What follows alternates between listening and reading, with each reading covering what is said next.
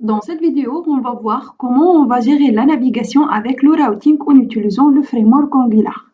Ce framework Angular permet de développer des applications de type SPI.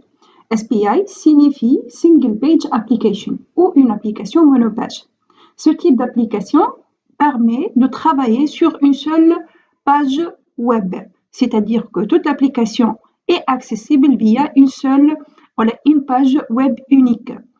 Donc, le but est d'éviter le chargement d'une nouvelle page à chaque action demandée et de fluidifier l'expérience utilisateur. Parmi les applications de type SPI, on trouve le Gmail. Donc, le Gmail est un exemple d'application monopage dont le lien ne recharge pas la page, mais le contenu est modifié au fur et à mesure selon les requêtes. C'est-à-dire, au lieu de charger une nouvelle page à chaque clic ou à chaque changement d'URL, on remplace le contenu ou une partie de contenu de la page. C'est-à-dire, dans ce cas, on va modifier les composants qui sont affichés ou le contenu de ces composants. Donc, selon les clics ou selon les actions déclenchées par notre utilisateur, donc on va à chaque fois charger les composants demandés. Donc, il y a plusieurs exemples d'applications de type SPI, non seulement le Gmail. Aujourd'hui, on trouve plusieurs applications web qui sont développées en utilisant le concept SPI.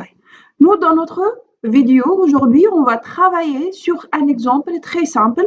Donc, le but de cet exemple est de charger à chaque fois un composant selon le clic déclenché par notre utilisateur.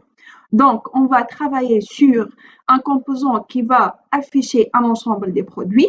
On va aussi travailler sur un exemple qui va permettre à l'utilisateur d'ajouter un produit, c'est-à-dire on va afficher un formulaire dans ce composant. Et dans le cas où l'utilisateur il va demander un URL qui n'est pas déjà traité dans notre système de routing, donc on va afficher le message 404 not found. Donc voilà, on va commencer maintenant la partie pratique. Donc, on va pratiquer, on va développer, on va implémenter cet exemple ensemble. En toute chose, il est nécessaire d'ajouter le tag base au head du fichier index.html. Donc, dans ce fichier index.html, nous allons ajouter donc, le base href. Donc, ce tag indique la base du path à partir de laquelle le routing Angular rentre en jeu. Cette valeur est généralement personnalisée dans le cas où plusieurs applications Angular sont hébergées sur un même nom de domaine, mais avec des paths différents. Donc, je vais vous montrer l'exécution maintenant pour vous expliquer cette notion. Donc, comme vous pouvez constater ici, donc sous l'adresse localhost 4200, on a l'exécution de notre application. Maintenant, si je vais changer le base href, donc ici, par exemple, je vais ajouter le mot Angular, vous allez constater que au niveau de l'exécution, donc dans le chemin de base de notre application, donc voilà, on a l'ajout de le mot Angular au niveau de l'URL de notre application.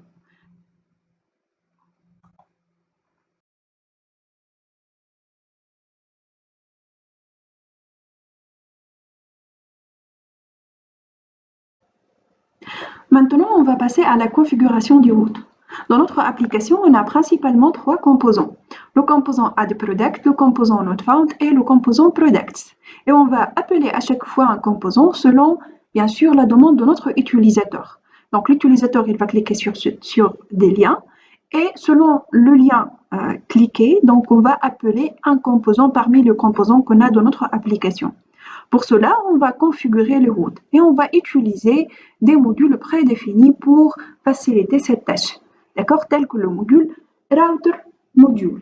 Ce module Router Module est un module regroupant des directives et des services paramétrables permettant de remplir les fonctionnalités de routage, d'accord. Pour cela, on va commencer par la création d'un tableau et dans ce tableau, on va déclarer l'ensemble des routes. Mais la question, c'est quoi une route dans une application Angular? Donc, il s'agit des instructions d'affichage à suivre pour chaque URL, c'est-à-dire quelle composante il faut afficher à quel endroit pour un URL donné. Puisque le routing d'une application Angular, c'est-à-dire une application de type SPI, est fondamental pour son fonctionnement, on déclare les routes dans le fichier appmodule.ts. mais bien évidemment, il est possible d'avoir un fichier séparé pour le routing. Mais en termes de fonctionnalité, cela ne change rien. C'est juste une question d'organisation de code. Donc, on va voir ensemble par la suite comment on va déclarer ou comment implémenter ce traitement de routing dans un fichier séparé. Mais pour le moment, on va travailler dans ce fichier appmodule.ts. C'est pour vous montrer les deux méthodes. D'accord? Donc, on va commencer par la création d'une constante. D'accord?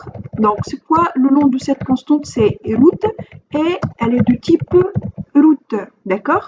Donc, bien évidemment, il faut importer donc, le type root from le @angular router et on va l'utiliser pour déclarer un tableau. D'accord? Donc, c'est un tableau d'objets JS qui prennent une certaine forme. D'accord? Donc, ici, dans ce tableau, on va déclarer l'ensemble des routes qu'on a dans notre application. Sachant qu'une route représente l'association entre un path et un component. C'est-à-dire, si on a dans l'URL, par exemple, le path @product, par exemple, dans ce cas, nous, on va appeler le component product component. Voilà. Donc, voilà l'association entre le path et le component à appeler. D'accord? Donc, puisqu'on a trois composants, donc le composant product, le composant add_product et le composant not_found, bien évidemment, on va ajouter un path pour chaque composant, c'est-à-dire un path qui va permettre d'appeler ce composant. Donc, pour appeler le composant add_product, on va donc déclarer le path, par exemple, form. D'accord? Si on a dans l'URL donc le mot form, donc dans ce cas, notre application, elle va appeler le component add_product_component. D'accord? Si l'utilisateur il va nous donner une chaîne de caractères qui n'est pas déclarée dans notre tableau, on va appeler le composant not_found. C'est-à-dire si l'utilisateur il va donner une chaîne de caractères qui n'est pas déclarée dans ce tableau, donc pour faire cela, on va donc voilà donner cette syntaxe. Donc voilà, avec une double étoile pour dire n'importe quelle chaîne de caractères ici, donc dans notre URL, on va appeler le component donc not_found_component. D'accord? Dans le not_found_component, tout simplement dans le fichier HTML, on va afficher ce message. Oops, 404 not found, sorry, an error has occurred, requested page not found. D'accord? Donc voilà l'ensemble des routes. Donc on a déclaré l'ensemble des routes dans ce fichier appmodule.ts. Mais bien évidemment, l'ensemble des routes est déjà déclaré dans une variable, d'accord? Donc, il faut appeler cette variable quelque part pour assurer ce parcours, voilà, le parcours de ce tableau, d'accord? Pour faire cela, on va utiliser le module router module comme j'ai déjà mentionné, d'accord? Donc ici, dans la partie import, on va appeler un module prédéfini développé par la communauté Angular, c'est le module router module. D'accord?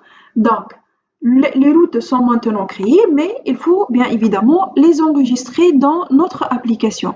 Donc, pour cela que j'ai importé le module router module, et bien sûr, depuis le corps Angular @router. Donc, comme vous pouvez constater ici, on a utilisé le router module et ici, le router depuis le @angular router. D'accord? Donc, ici, on va ajouter ou on va appeler une méthode qui est la méthode forRoute. Cette méthode forRoute, c'est une méthode statique implémentée dans ce module router module et qui va donc parcourir le tableau. Donc, elle va prendre en paramètre le tableau qui est déjà déclaré. D'accord? Donc, voilà forRoute. D'accord?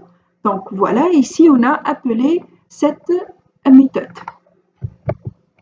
Maintenant que les routes sont enregistrées, il ne reste qu'à dire à Angular où vous souhaitez afficher les components dans le template lorsque l'utilisateur il va donc naviguer dans notre application.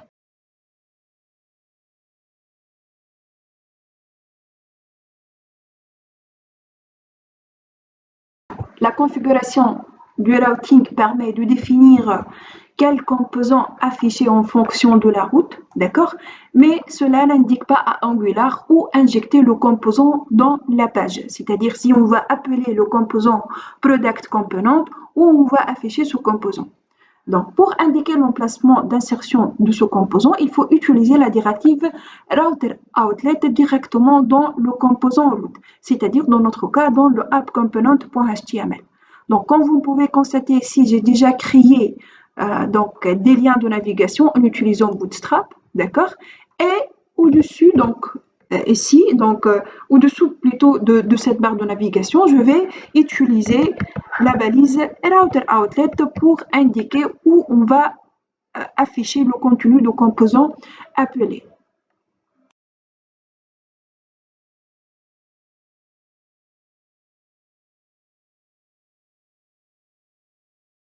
Donc, on va travailler bien évidemment dans le fichier appcomponent.html où on va créer la barre de navigation. Donc, j'ai utilisé un exemple qui est proposé par Bootstrap. Donc, dans le site officiel de Bootstrap, vous allez trouver donc, quelques exemples de barres de navigation. Donc, tel que le premier exemple qui est déjà proposé dans la partie component navs. D'accord? Donc, j'ai déjà copié donc, ce lien. Donc, dans ce lien, vous allez trouver, voilà, un exemple très basique pour une barre de navigation. D'accord?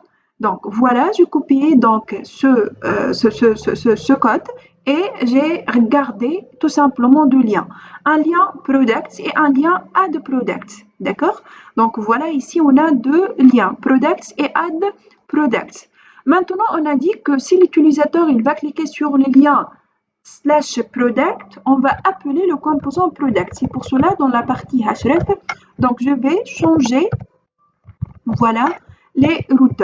Il faut prendre en considération que les routes que sont utilisées ou les mots que sont utilisés pour déclarer les routes ici sont les mêmes que les mots qui sont déjà donnés dans le tableau des routes. D'accord? C'est-à-dire lorsque l'utilisateur il va cliquer sur ce lien, d'accord? Donc, nous, on va appeler le composant, donc voilà, donc on va appeler le module router module et le module router module, donc il va parcourir donc l'ensemble des routes qui sont déjà déclarées pour chercher le mot-clé, d'accord? Voilà, donc ici on a utilisé les mots qui sont déjà déclarés dans le tableau, d'accord?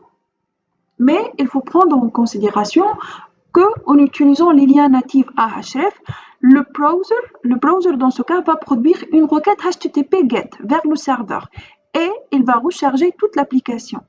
Donc, alors que nous, dans notre application, on est en train de développer une application SPI, c'est-à-dire notre objectif, ce n'est pas de recharger toute une page ou de recharger une autre page, mais c'est de rester dans la même page, mais à chaque fois, on va recharger une partie de la page.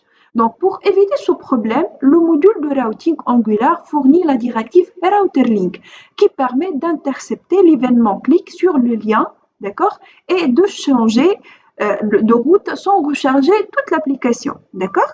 Donc, pour cela qu'on va remplacer le mot href par le routerlink. Donc, ici, on va utiliser la directive routerlink et non pas le href pour éviter donc, le rechargement de toute la page, d'accord? Voilà, donc ici, on va utiliser le router link. Maintenant, on va voir ensemble l'exécution de notre application. Donc, on va commencer par le clic sur le lien product. Donc, voilà le rendu de l'exécution, d'accord? On va appeler maintenant, ou on va donc cliquer sur le lien add product. Donc, comme vous pouvez constater ici, donc il a appelé le composant add product et le contenu de ce composant. Si, par exemple, je vais donner un URL qui n'existe pas dans notre application, par exemple ici, je vais ajouter donc un autre lien qui n'est pas déclaré dans notre application.